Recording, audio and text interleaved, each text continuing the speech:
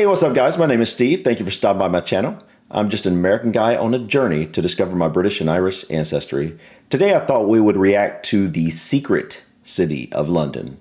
I obviously know what the city of London is, although I don't really know much about it. I've now seen a few small snippets of London, but I have no idea what the secret city of London is. Maybe that means there are technically two cities within one. I don't know. So I'm excited to continue this journey of learning about the different cities within the UK. So yeah, guys, let's go ahead and check it out. The great city of London, known for its historical landmarks, modern skyscrapers, ancient markets, and Beautiful. famous bridges. It's arguably the financial capital of the world and Heard home that. to over 11,000 people. Wait, what? 11,000? That's right, but the city of London is a different place from London. Though London is also known for its historical landmarks, modern skyscrapers, ancient markets, famous bridges, and is home to the government royal family and 7 million people. Okay, so let me go back to this real quick. Where's it at? So this was what is known as Tower Bridge, which I think most Americans know as London Bridge, but this isn't actually London Bridge. Am I correct here? London Bridge was actually brought to America for some reason. I haven't looked into that story completely, but supposedly the guy thought he was buying the towers here, I believe, and it turned out he bought just the like bridge itself or something. I don't know exactly, but am I wrong on that, or is that kind of accurate?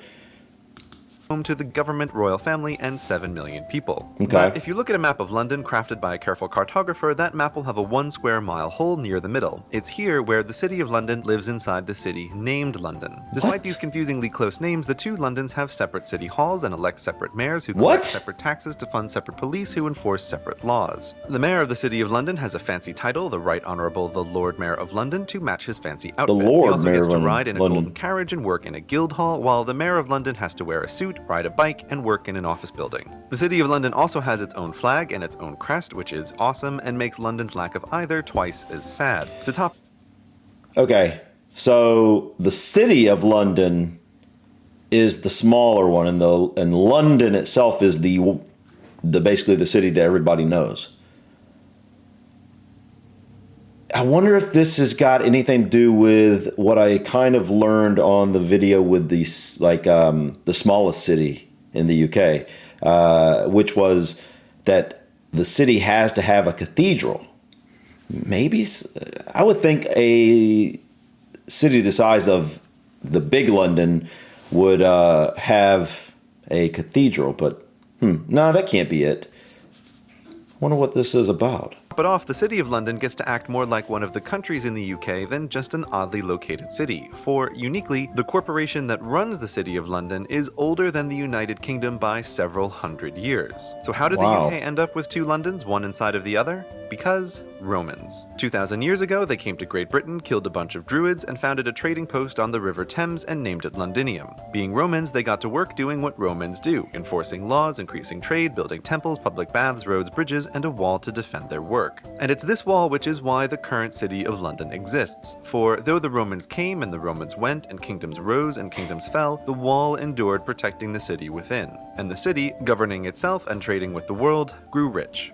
1,000 years after the Romans, yet still 1,000 years ago, when William the Conqueror came to Great Britain to conquer everything and begin modern British history, he found the city of London with its sturdy walls more challenging to defeat than farmers on open fields. So he agreed to recognize the rights and privileges City of Londoners were used to in return for them recognizing him as the new king. Though after the negotiation, William quickly built towers around the City of London, which were just as much about protecting William from the locals within as defending against the Vikings from without. This started a 1,000-year-long tradition whereby monarchs always reconfirmed that yes, the City of London is a special, unique place that's best left to its own business, while simultaneously distrusting it. Many a monarch thought the City of London was too powerful and rich, and one even built a new capital city nearby, named Westminster, to compete with the City of London and hopefully suck power and wealth away from it. This was the start of the Second London.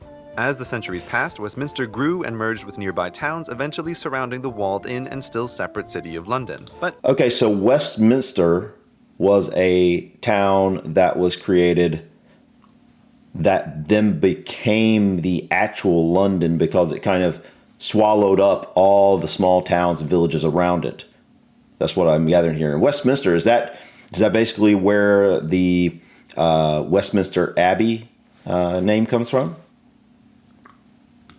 People began to call the whole urban collection London, and the name became official when Parliament joined the towns together under a single municipal government with a mayor. But the mayor of London still doesn't have power over the tiny city of London, which has rules and traditions like nowhere else in the country and possibly the world. For example, the ruling monarch doesn't just enter the city of London on a whim, but instead asks for permission from the Lord Mayor at a ceremony. While it's not required by law, the ceremony is unusual to say the least. The city of London also has a representative in Parliament, the Remembrancer, whose job it is to protect the city's special rights. Because of this, laws passed by Parliament sometimes don't apply to the City of London, most notably voting reform laws, which we'll discuss next time. But if you're curious for a preview, unlike anywhere else in the UK, elections in the City of London involve medieval guilds and modern companies. Finally, the City of London also owns and operates land and buildings far outside its border, making it quite wealthy. Once you start looking for the city's crest, you'll find it in lots of unexpected places, most notably on Tower Bridge, which, while being in London, is operated by the City of London. These crests everywhere, when combined with the City of London's age and wealth and quasi-independent status, make it an irresistible temptation for conspiracy nuts. Add in the oldest Masonic temple, and it's not long before the crazy part of the internet starts yelling about secret societies controlling the world via the finance industry from inside the city-state of London.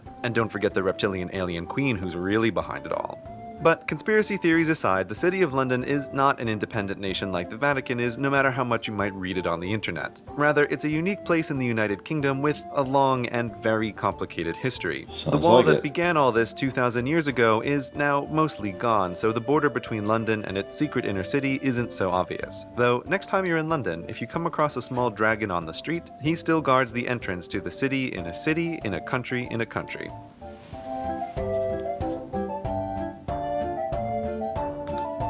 Wow, that was interesting. I'm definitely going to have to stop by and check out the City of London when I visit London itself. So what is, I guess what is the big London? What I always knew as London. What is that called? Just London? So nobody calls that the City of London because obviously the City of London is the small London. Okay. Wow. Okay, that's interesting. So the wall's mostly gone. So basically when you go there, you kind of may not even know you're in the small city of London. And so their voting is different and they have certain different laws, but they own or operate a number of different things outside of their city, such as Tower Bridge, which I always knew as the London Bridge. Wow. Okay.